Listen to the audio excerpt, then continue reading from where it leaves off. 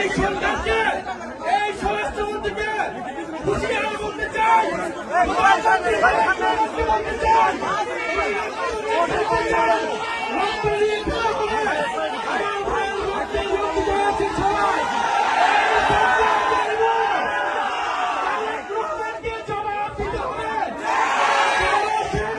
নিরাপত্তা নিশ্চিত করতে পারে নাই,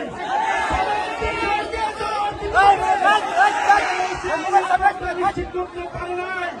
আপনারা করতে বোমাবাজি করুন, এনসিপির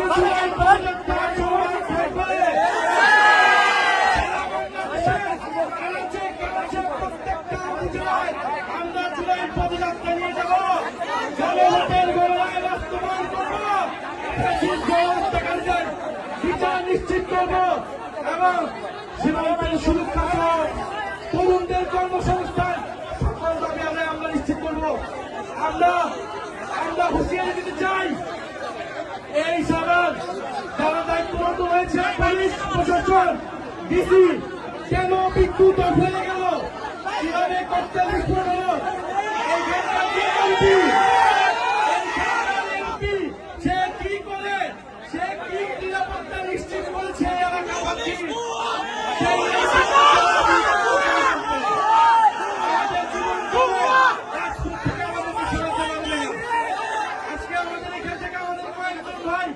গুরুতর আহত হয়েছে।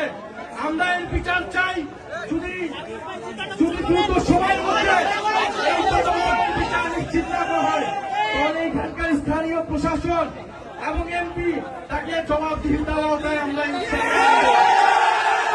এনসিপির পদযাত্রা চলমান থাকবে। যত ভয়, ভীতি, বোমাবাজি করতে সবকিছুকে উপেক্ষা করে আমাদের পদযাত্রা চলমান থাকবে এবং স্পষ্ট আজকের এই ককটেল বিস্ফোরণ, বোমা বিস্ফোরণ প্রশাসনের সহায়তায় হয়েছে।